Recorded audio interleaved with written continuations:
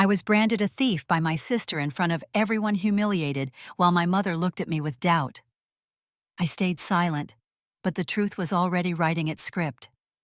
Days later, that same sister posted a TikTok flaunting the ruby she swore I stole. 2 million strangers saw it before my mother did, and when her face turned pale, I knew justice had arrived. My name is Emily, and this is how betrayal turned into my revenge. I was 8 years old the first time I realized I would always live in my sister's shadow. It was the summer of 2010 in Pasadena, the air heavy with the smell of jasmine that grew wild along the backyard fence. Mom had gathered us around the dining table after dinner, her eyes bright with a secret she seemed almost unable to contain. Dad sat beside her, quieter, but with that same knowing look. They told us they had set aside a trust fund, $85,000 in my name. I didn't understand what that meant, but I remember the way Sophie clapped her hands and squealed as if it were hers. Mom laughed and hugged her, then moved on to clearing the plates. No one looked at me. The announcement slipped into the noise of the evening, and after that night, it was never spoken of again. Sophie was 5, then all curls and wide eyes, already learning how to make herself the center of every room. I was taller, quieter, the girl who helped set the table and stayed out of the way. When relatives visited, they leaned toward her, not me. They called her beautiful, special, full of promise. I was dependable, the one who would surely make a good assistant or a teacher's aide. Those words landed like weights in my chest, pressing me deeper into silence. School was no different. Sophie's drawings were displayed on the fridge, praised as genius for her age. Mine were neat, careful, but dismissed with a glance. Mom always had an excuse to celebrate Sophie's little victories, while my achievements blurred into the background. When I made the honor roll in 5th grade, she nodded politely and told me to keep working hard. When Sophie won a 3rd-place ribbon in a local dance contest, Mom threw a party and filled the living room with balloons. I began to notice the small differences everywhere. When Sophie cried, Mom rushed to her side with ice cream or a blanket. When I cried, I was told to toughen up. When Sophie wanted a new dress, Mom found the money. When I outgrew my shoes, I waited weeks before Dad finally took me shopping. At night, I would lie in bed staring at the ceiling, listening to the muffled sounds of Sophie giggling in Mom's room. They had their secret talks after I was told to go to sleep. I pressed my pillow over my face to muffle the ache in my chest. I never asked to be the favorite, but the absence of it carved something sharp into me. By the time I was 12, Sophie was already being called the star of the family. Mom bragged to neighbors about her beauty, her charm, her potential. Dad stayed quiet sometimes, offering me a small smile across the dinner table, but he never contradicted her. It was easier that way. I kept my feelings locked tight. No one knew how much it hurt to see my sister handed opportunities I only dreamed of. I learned to swallow my words, to bow my head, to act like it didn't matter. But deep down, every slight, every comparison, every moment of neglect etched itself into me like lines in stone. I remember one afternoon in 2013 when Sophie was 8 and I was 11. We were at a family barbecue, the yard full of laughter and the smell of grilled corn. Sophie wore a new sundress that Mom had bought just for her. I wore last year's jeans, too short at the ankles. An aunt leaned down, patted Sophie's head, and said she was going to grow up to be a model. She turned to me and said I looked like a good babysitter. Everyone laughed. My cheeks burned. I walked away to sit behind the garage, listening to the sound of Sophie soaking in adoration that seemed endless. The years passed like that, a pattern repeating itself. Trust fund, forgotten praise, rerouted love, measured and weighed, never balanced. I began to imagine myself as invisible, the background character in someone else's story. My life felt like a rehearsal for hers. By 2015, I was 13 and Sophie 10. She had her first smartphone, a pink case with glitter, while I shared a family laptop for schoolwork. She posted silly videos that Mom shared proudly with friends, while my essays and projects went unnoticed. The gap between us widened, not just in how the world treated us, but in how I began to see myself. I told myself to endure it, that one day it would change. But part of me knew even then that nothing would shift unless something forced it to. And as I lay awake that final summer night of middle school, listening to Sophie's laughter float down the hallway, I clenched my fists under the covers. I would remember all of it. I would carry it. And though I could not see the future, I sensed a reckoning waiting for us, quiet and certain, like a storm gathering beyond the horizon. I closed my eyes and let the weight of those years sink into me, shaping me into someone harder, someone who would no longer crumble under the sound of my sister's laughter. I woke before the sun most mornings in my small apartment off Sunset, the kind of place where the window unit rattled and the neighbors argued in the hallway, and I could smell someone else's coffee before I made my own. I ran campaigns for small brands out of a laptop that had seen too many edits and late nights. If they needed someone to plan a calendar rewrite, a product page finesse, a caption, so it actually sounded human, I was their person. The work came in waves. One week was stacked, the next was empty. I had looked at tuition numbers for an MBA at UCLA and felt the breath leave my chest. The cost alone could swallow a year of rent, and the idea of debt curling around my ankles like a chain made me close the browser and walk to the corner store for milk. I did not mind the work itself.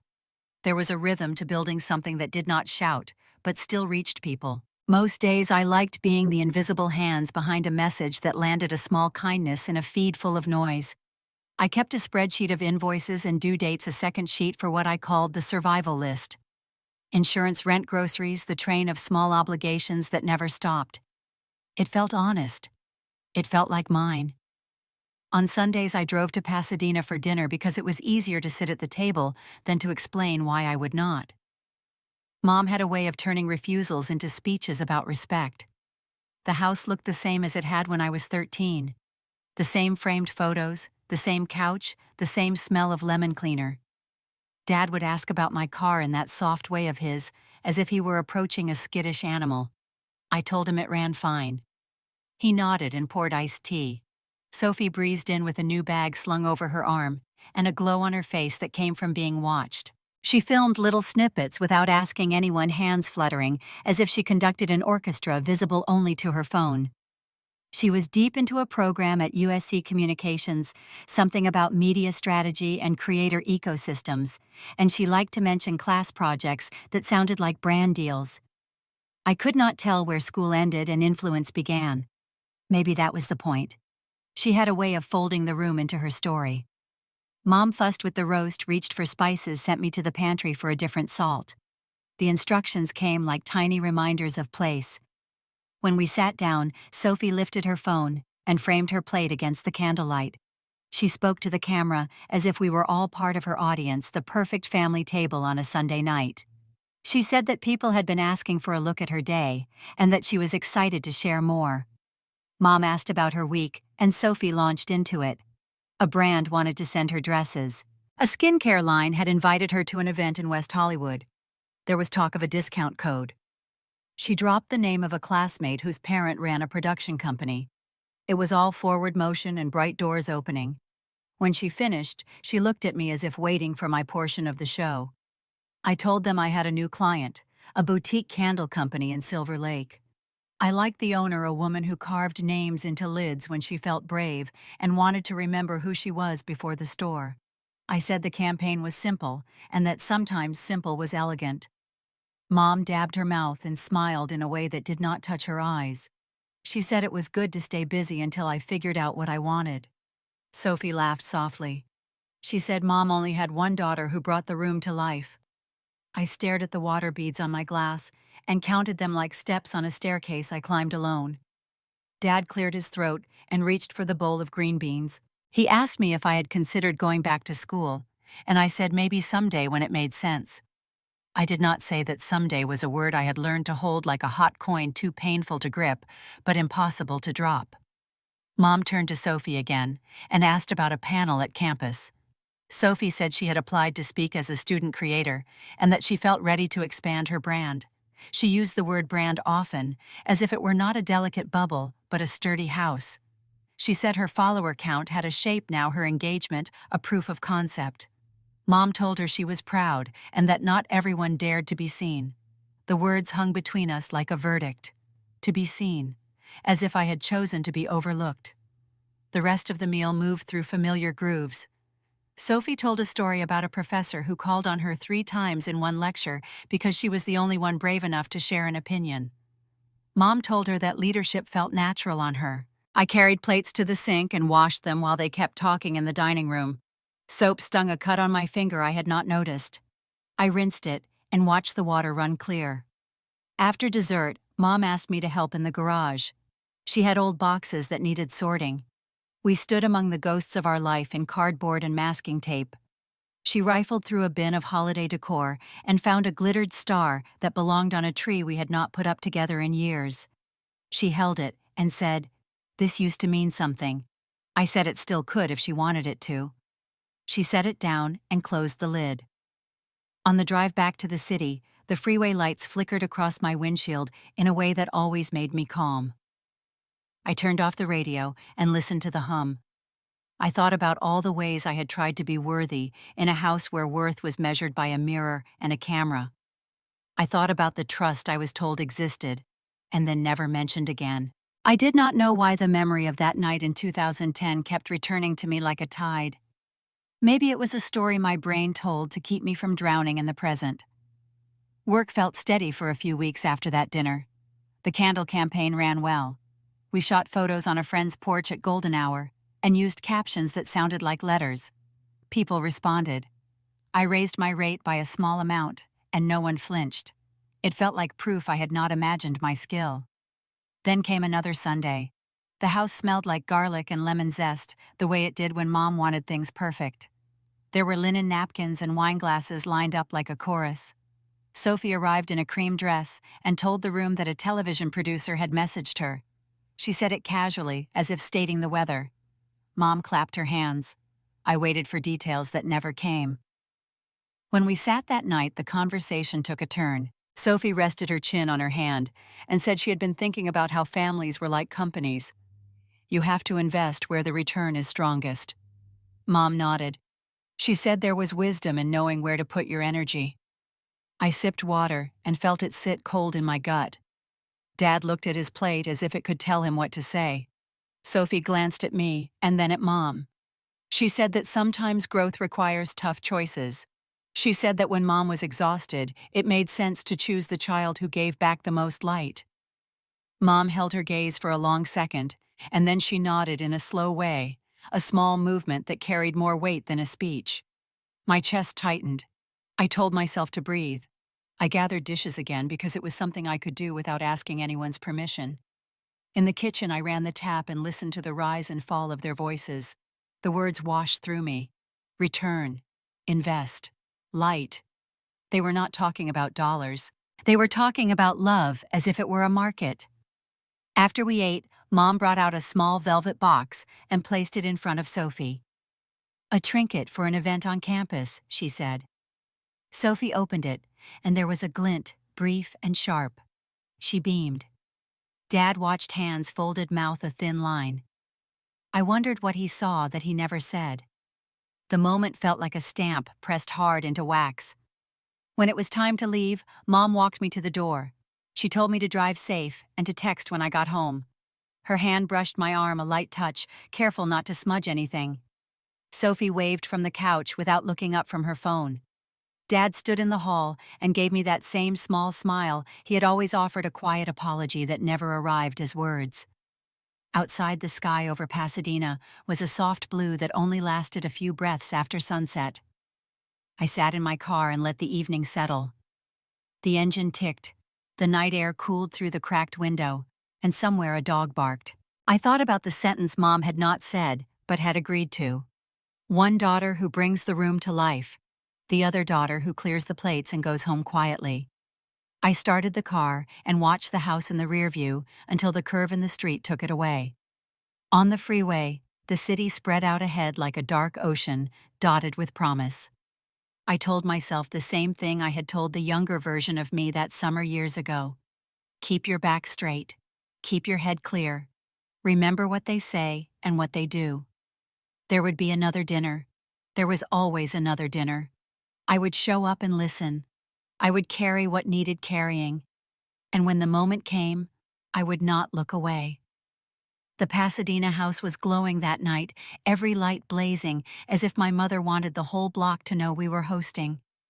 Cars lined the street, expensive ones, mostly polished chrome, reflecting the trimmed hedges and lanterns that guided guests up the driveway. Inside, laughter and clinking glasses filled the air, the kind of noise that hides tension underneath. I stood by the edge of the living room, a glass of sparkling water in my hand, watching the parade of neighbors, distant relatives, and business acquaintances swirl around Sophie like moths circling a flame. She wore a crimson dress that caught the light with every step, a practiced smile on her lips, as if she had been preparing for this stage her whole life. I told myself to breathe, to hold my posture, to let the evening pass without incident. My plan was simple. Smile when spoken to stay in the background, make it through the night intact. But Sophie never allowed me the dignity of invisibility. Her eyes found me from across the room, gleaming with something sharp. I felt the shift in the air even before she opened her mouth. It happened fast. One moment she was laughing with a cluster of friends near the piano. The next she turned, raised her voice just enough to cut through the chatter, and pointed straight at me. The room quieted on instinct, as if her gesture commanded obedience. Emily stole Mom's ruby. $20,000. The words dropped like stones into a still pond. The laughter stopped. The glasses froze midair. Faces turned toward me, some curious, some delighted by the scent of scandal. My mother's expression was the one that pierced me deepest. Linda's lips parted, her brow knit, and her eyes landed on me with something more devastating than anger. Disappointment. The kind that carries years of silent judgment behind it. My throat closed. I opened my mouth, but no sound came. Heat climbed up my neck, settling on my cheeks like fire. I shook my head, small useless movements that no one seemed to notice. The weight of silence pressed down, suffocating me. Sophie's voice rang again, clear and certain. She said she saw me near Mom's jewelry box, that I had always been jealous that it finally caught up with me. Each accusation wrapped tighter around me, binding me to the image she painted. I wanted to scream, to demand proof, to fight back. Instead, I stood there paralyzed, my glass trembling in my hand until droplets spilled onto the carpet. A murmur spread through the guests. A few exchanged glances that carried more satisfaction than shock. They had always loved gossip, and tonight Sophie handed them a feast. Someone whispered that I looked guilty. Another asked if Mom had noticed anything missing before. My ears rang, drowning them out, but my eyes kept pulling back to my mother. She hadn't spoken. She didn't defend me. She only stared, her jaw tightening, her silence louder than Sophie's words. I wanted to run, but my legs locked in place. I wanted to speak, but fear strangled every word before it reached my tongue. The humiliation settled over me like a second skin, impossible to peel off. I felt exposed, naked in front of people who had never seen me as anything more than a shadow anyway. Dad stood near the back, his face unreadable. He shifted his weight as if torn between stepping forward and stepping back. In the end, he did nothing. That hurt almost as much as my mother's silence. Sophie's friends laughed softly behind their hands, their eyes dancing with cruel delight. The ruby, she repeated, was worth $20,000, and who else but the bitter older sister would stoop so low? The word bitter echoed in my mind. That was what I had become in their eyes, the bitter one, the jealous one, the failure. No one remembered the trust fund whispered about years ago and forgotten. No one remembered the hours I worked, the rent I paid, the life I tried to build without help. In that moment, I was nothing but her accusation. The party continued in awkward fragments after that, though nothing returned to normal. Conversations turned, hushed eyes darted toward me and then away. I slipped into the kitchen, gripping the edge of the counter until my knuckles whitened. My reflection in the darkened window stared back, pale and hollow. I stayed long enough to avoid giving Sophie the victory of watching me flee. When the night finally ended, when the last car pulled away, I gathered my things without speaking. My mother passed me in the hallway, her perfume sharp, her face carefully blank. She didn't look at me. The humiliation lingered in every cell of my body as I walked out into the night. Pasadena's air felt cool against my burning skin. The quiet of the street mocked the chaos inside me. I told myself to keep moving, to hold the shame in place like a wound that would scar. What I didn't know then was how quickly Sophie's triumph would unravel, how the truth would slip through the cracks she thought she had sealed. But that night, all I carried was silence. Heavy, suffocating silence. The week dragged by like a fever that refused to break, every hour replaying the scene from the party, every glance of my mother's face haunting me. Work felt mechanical, my hands moving across my laptop, while my mind stayed buried in shame. I tried to stay offline to avoid the sting of gossip, but one late night I found myself scrolling through Instagram out of habit. That was when I saw it. Sophie's profile gleamed at the top of my screen, her curated life packaged in flawless images. I tapped, half prepared to torture myself with her smiling face. The story loaded, and there it was. A glittering red stone resting on velvet framed perfectly in her camera's focus. The caption read, "For sale soon," with a smirking emoji trailing behind it. The air left my lungs. My thumb froze over the screen, my body rigid in the dark of my apartment. For a second I wondered if exhaustion had blurred my vision, if maybe it was some costume jewelry she was flaunting for attention. But I knew. The cut, the color, the way it caught light. It was my mother's ruby. $20,000 of proof posted carelessly for the world to see. I steadied my hand, took a screenshot, then another, just in case. My phone chimed with the sound of capture, a sharp click that seemed too loud in my quiet apartment. My heart hammered, adrenaline coursing like I had just run a race. This was it. The first crack in Sophie's performance, a thread dangling from the dress she had sewn out of lies.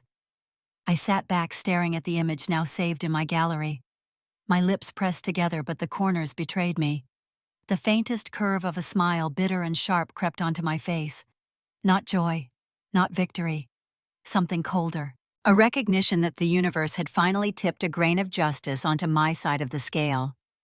I imagined her fingers tapping through her phone, drunk on validation from her followers. She probably thought the post made her look glamorous, like she was the kind of girl who traded jewels casually, untouchable and adored. She didn't see what I saw. Evidence. A confession wrapped in vanity. I locked my phone and placed it face down on the table. My apartment was silent except for the hum of the refrigerator. I leaned back in my chair, closing my eyes, letting the weight of it settle. For the first time since that night in Pasadena, my chest loosened enough for air to fill it without pain. I didn't run to call my mother. I didn't send the screenshot to anyone. This was not the kind of truth you rush. It had to simmer to build pressure to grow undeniable. Sophie had handed me the blade, but it was not yet time to strike. The following days, I carried myself differently. At work meetings, when clients dismissed my ideas, I didn't flinch. In coffee shops, when I overheard whispers that made me think of party guests, I didn't crumble. I walked with the secret lodged inside me like a talisman. Sophie had accused me in front of a room full of people, but the truth was already beginning to circle back.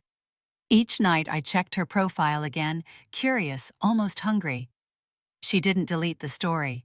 She even added another, a boomerang of the ruby catching light as she tilted it in her palm. She captioned it with a fire emoji, as if she were selling a piece of herself instead of her mother's jewel. Every new post was another nail in the coffin she was building for herself. I saved them all. Quietly, methodically, no fanfare. Screenshots filled a folder in my phone, a collection of arrogance cataloged for the moment it would matter.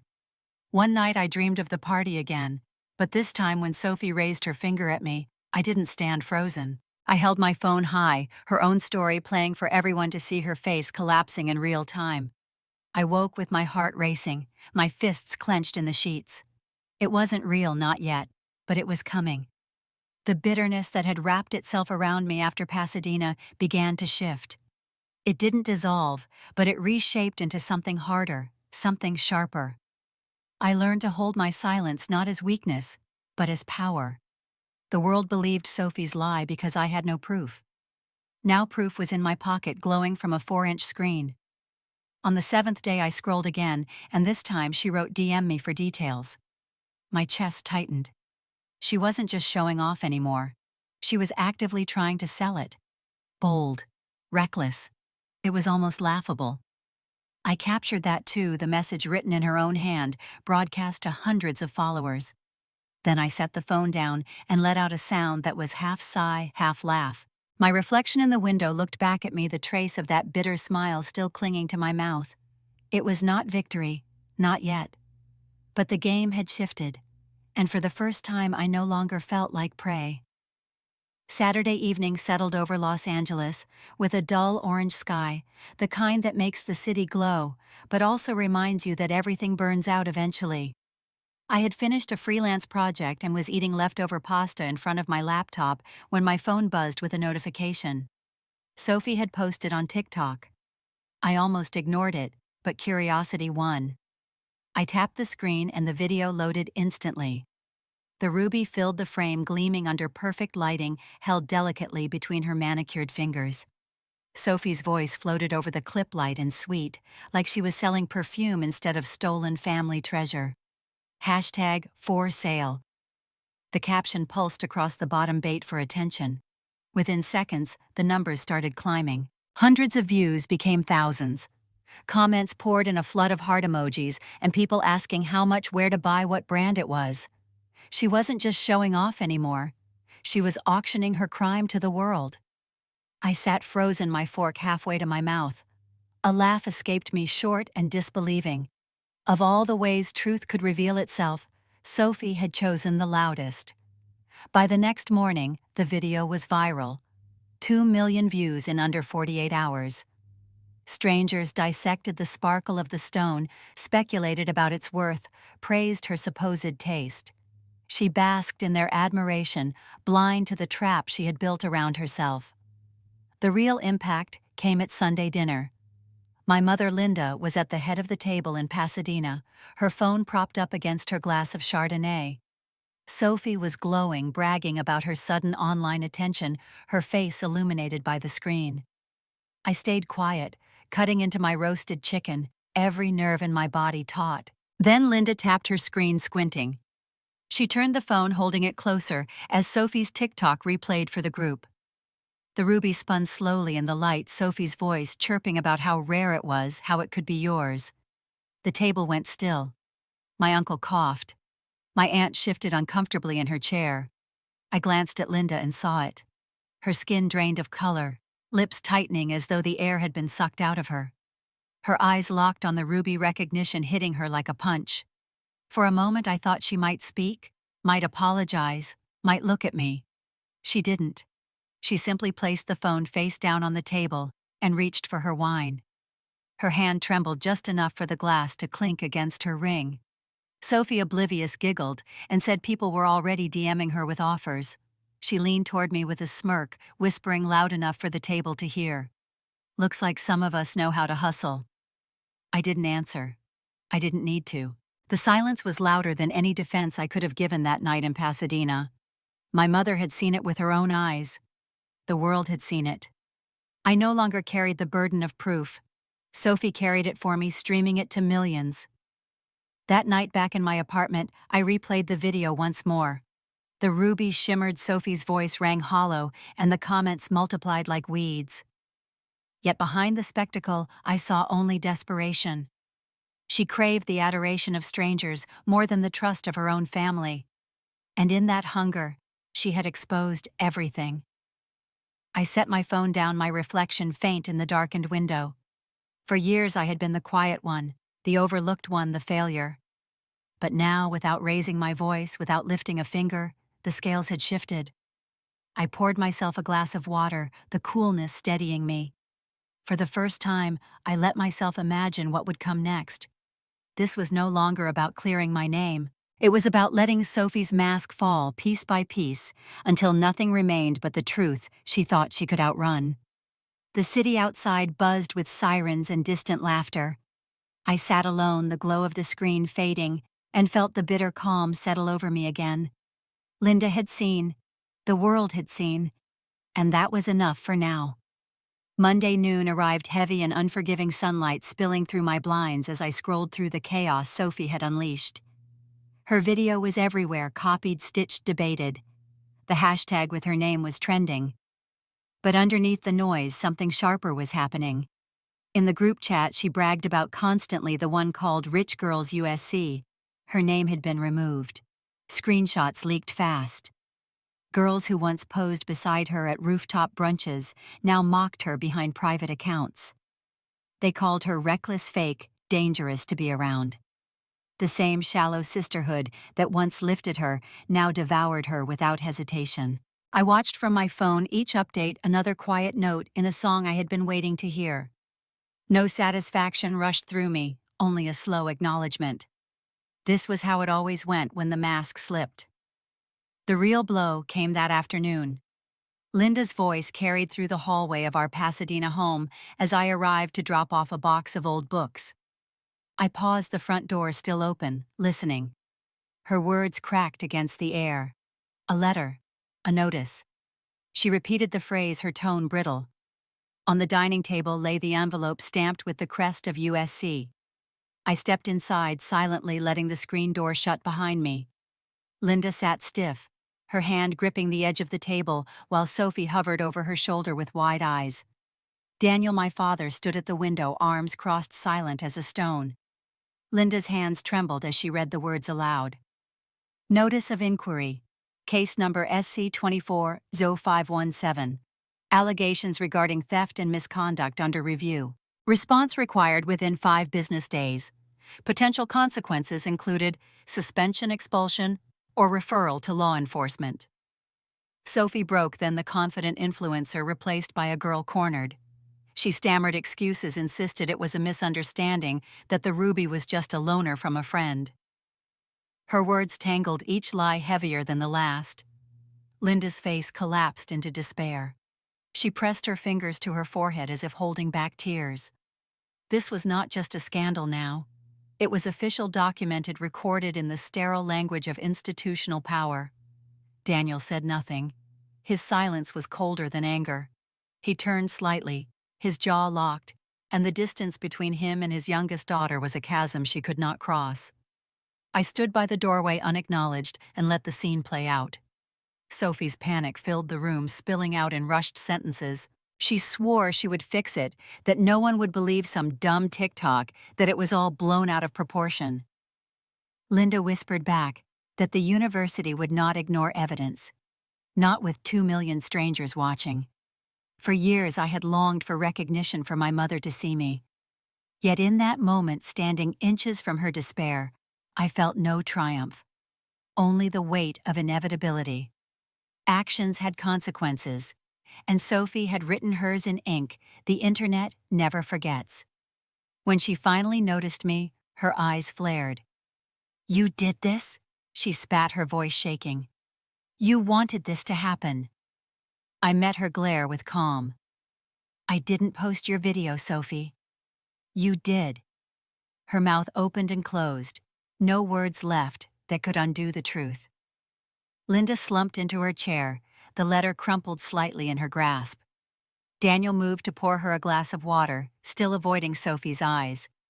I stayed a moment longer, then set the box of books quietly by the door. On the drive back to Los Angeles, the silence in my car felt different from the one I had carried after the party. Lighter, cleaner. The storm was no longer mine to weather. It was hers. Still, as I parked and shut off the engine, I felt the faintest tremor of unease. The inquiry was only the beginning. Institutions moved slowly, but they left marks deeper than family shame. And Sophie, desperate and cornered, was not the type to go down quietly. I stepped out into the late afternoon sun, the air hot on my skin, and for the first time in years, I realized I had no need to prove myself. The proof was already in motion, written in the official tone of USC, and carried in the whispers of those who once adored her. I closed my apartment door behind me and leaned against it, breathing in the stillness. The battle had shifted again, and though I had not lifted a hand, I knew the consequences were only beginning to unfold. That Friday evening, I drove back to Pasadena, the familiar weight pressing on my chest, as the city lights gave way to quiet suburban streets. The family had been summoned to meet Linda, insisting it was time to sit down together, though none of us needed clarity about what it would really be. The house smelled faintly of lemon cleaner and unease, as if my mother had tried to scrub away the shame. We sat around the dining table, the same one that had seen birthdays, holidays, and years of silences stretched thin. Linda perched upright, eyes fixed on Sophie, as if her presence alone could shield her. Sophie's slouched hair pulled back, her phone buzzing against the placemat every few minutes. Daniel sat at the head, shoulders squared, hands folded, his gaze heavy on both of them. It was Daniel who broke the stillness. His voice was low, stripped of patience. "Did you sell the ruby, Sophie?" No theatrics, no build-up, just the question that mattered. Sophie blinked fast, then laughed, though it sounded thin. "Why would I?" It was a misunderstanding. People online twist things. You know that. But she never said no. She never met his eyes. Daniel leaned forward, slightly, elbows on the table. His silence demanded an answer louder than any words. Linda shifted her hand, reaching for Sophie's arm. She spoke for her daughter, sharp, defensive. "This is ridiculous. It was just a video, nothing more. People post all kinds of things for attention. She's young. She doesn't deserve to be crucified for it." My father's jaw tightened. "Linda, it's not just a video, it's evidence. The university sees it. Everyone sees it." Sophie's lips trembled, but she pressed them into a line, staring down at her phone, as if the glow of the screen could erase what was happening at the table. I said nothing. I watched. The fracture spread across the room like a crack in glass. Linda's eyes darted between Daniel and Sophie, her voice growing sharper. "You always expect perfection from her. You never see how hard she tries." Daniel's reply was calm, almost cold. "I expect honesty. That's not too much to ask." The air thickened with their words. For the first time in years, my father wasn't standing behind my mother's version of truth. He was drawing a line, and Sophie stood on the wrong side of it. Linda pressed harder, her voice breaking. "She's our daughter. Do you want to throw her to the wolves?" He answered quietly, but it cut through her plea. She threw herself. Sophie shot up from her chair, fists clenched, eyes wild. "You're all against me, every single one of you." Her voice shook, hysteria bleeding into the edges.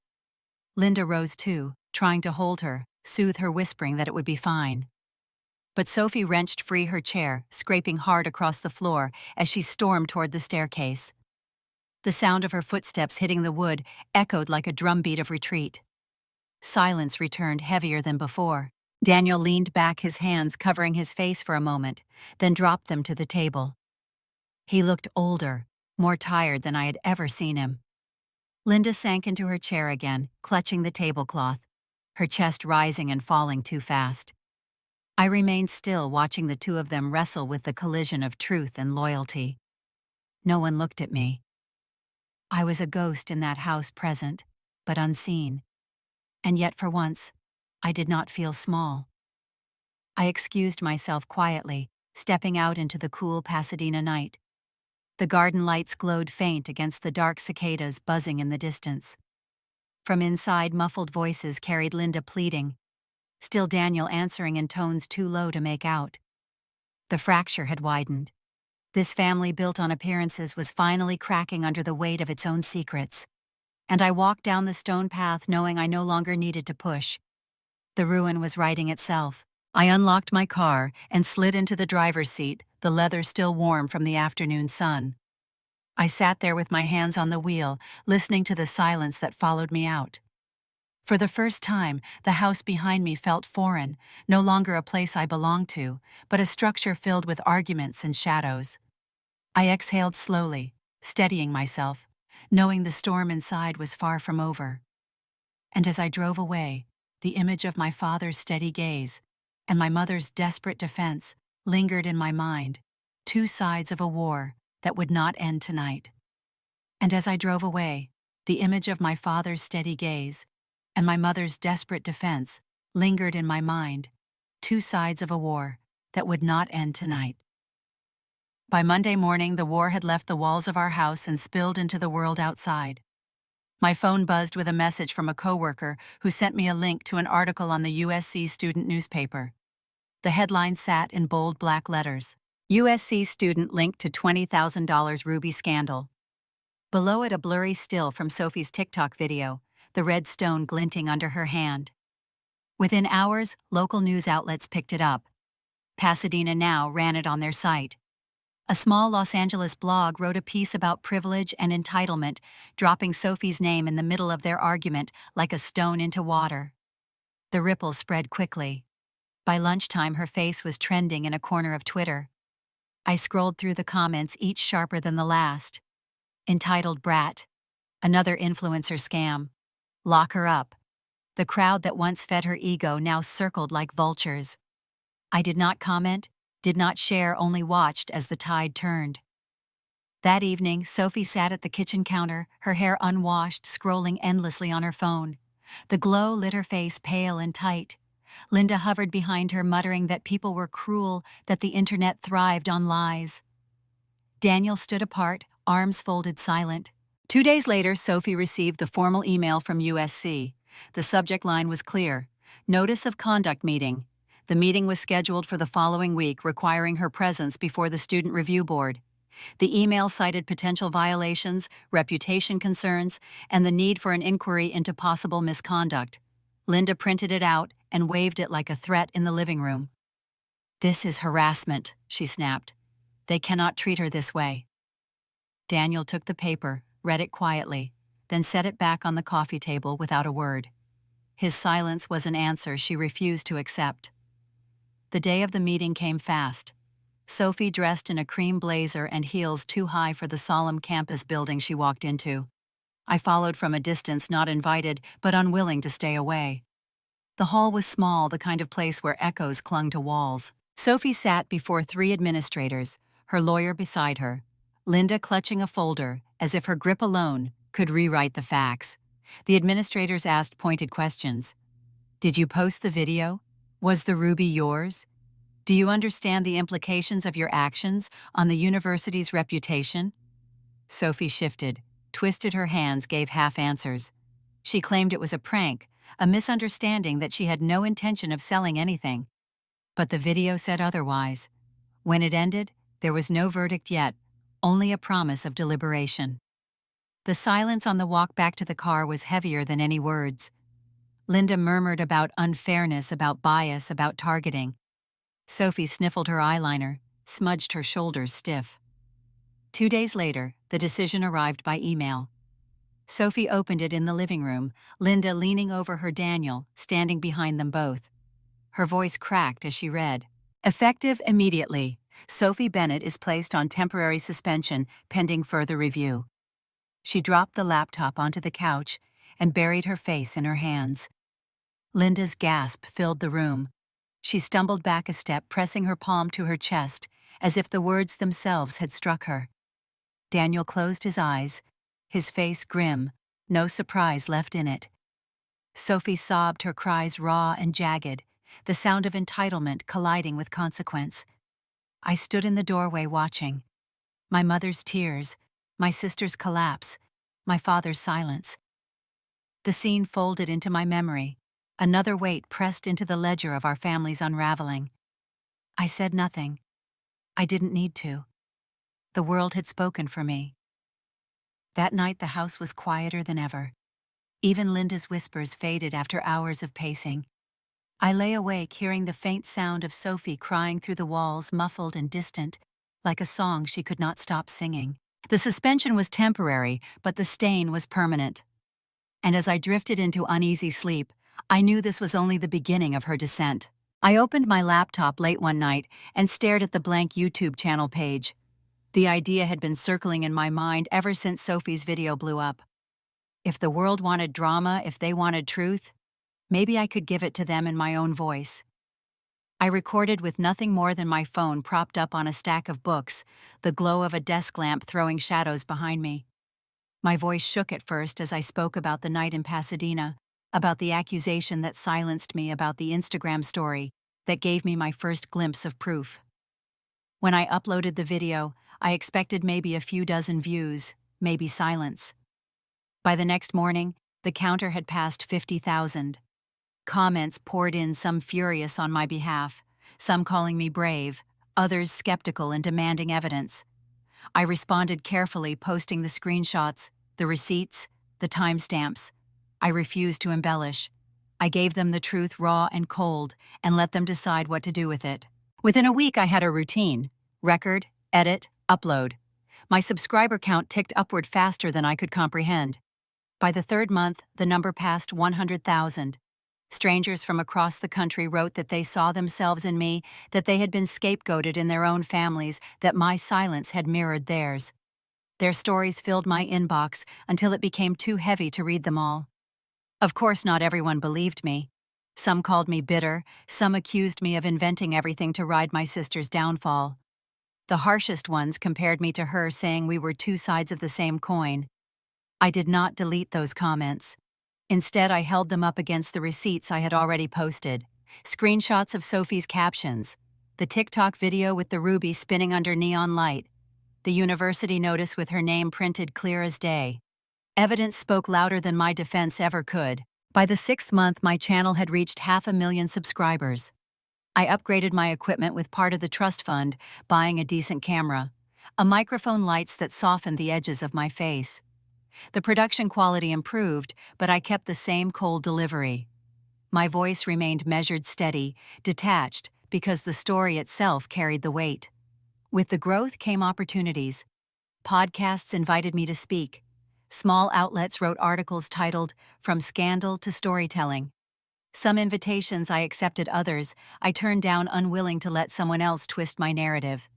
The control was mine, and I was not going to give it away. Sophie tried to retaliate. She posted half-hearted apologies, vague captions about betrayal and jealousy, but the comments under her posts turned against her. Screenshots of her TikTok resurfaced every time she tried to shift blame. By then, her following had dwindled to shadows. My channel hit 1 million subscribers just short of 9 months. I sat at my desk, the plaque from YouTube still in transit, staring at the number on my screen. I thought of the girl who had once sat in a dark bedroom at 16, crying silently, while her sister's laughter rang through the house. That girl would never have believed she could command an audience of millions. The irony was not lost on me. The very humiliation that once threatened to bury me had become the foundation of something larger than myself. I had built a platform from rubble, and though some still doubted, their doubt only sharpened my edge. My parents watched from the sidelines. Daniel, quietly supportive, sent me short texts like, "I saw your latest, proud of you."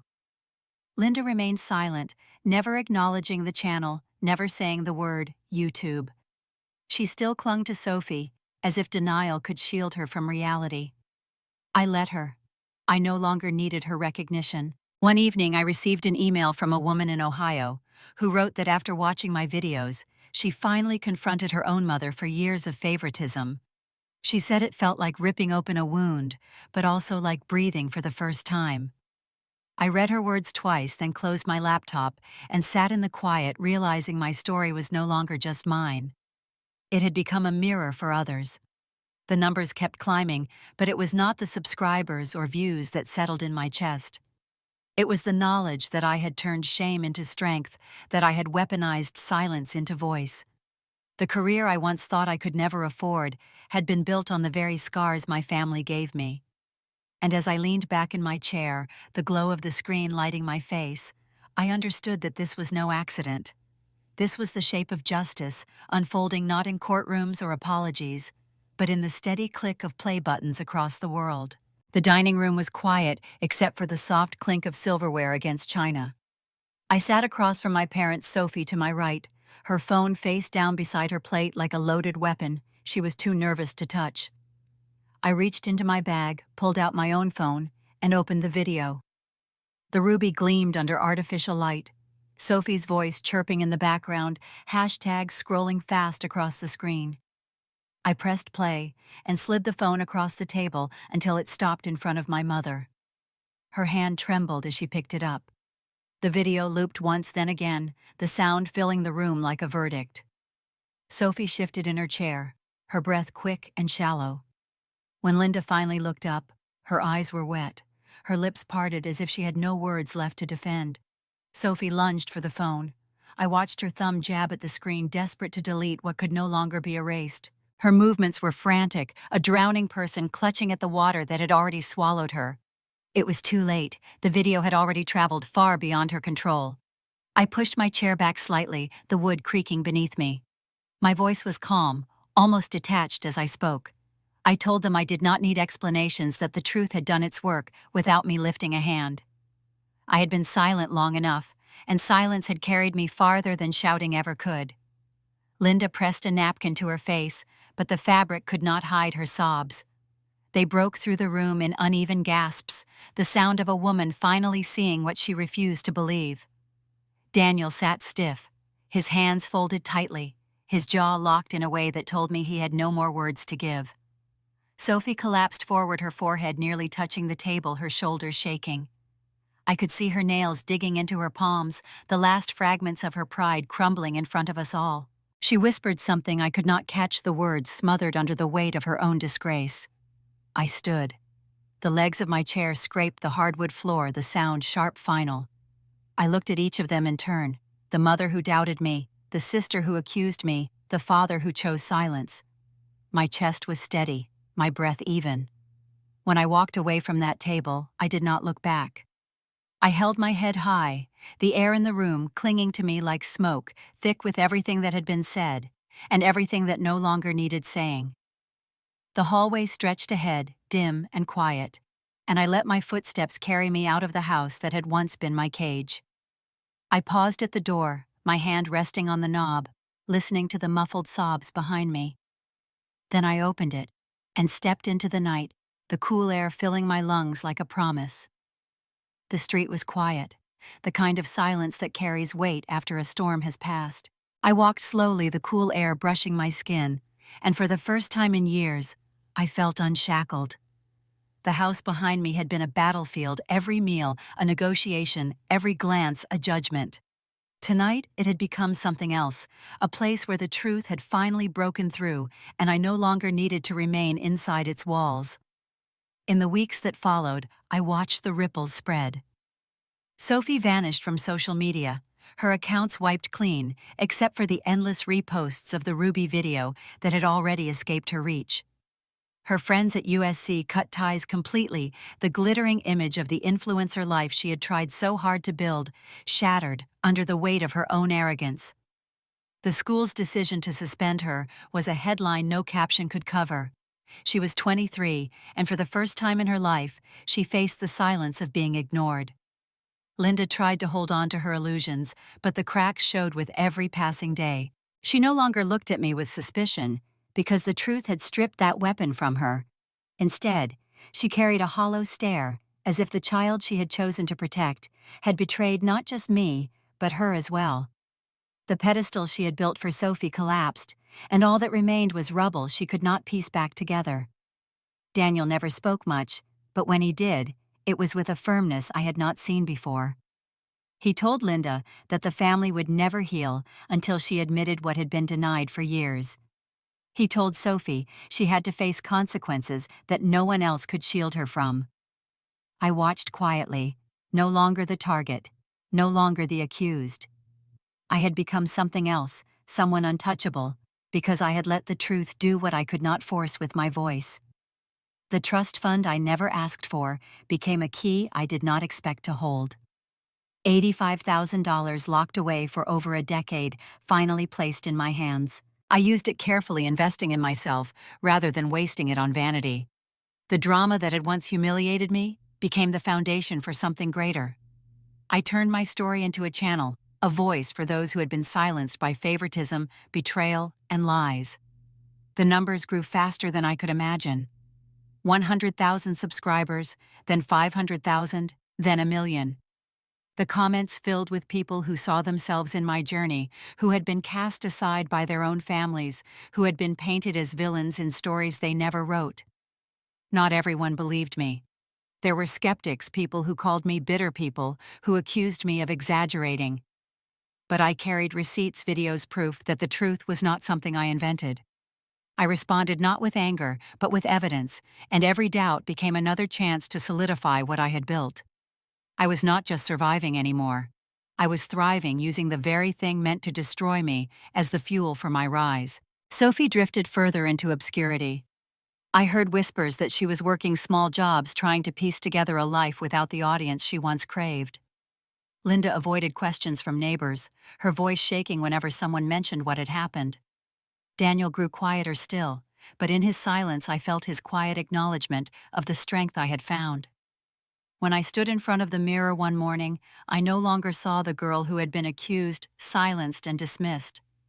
I saw a woman who had faced betrayal, who had carried shame that was never hers to hold, and who had walked away stronger than the people who tried to break her.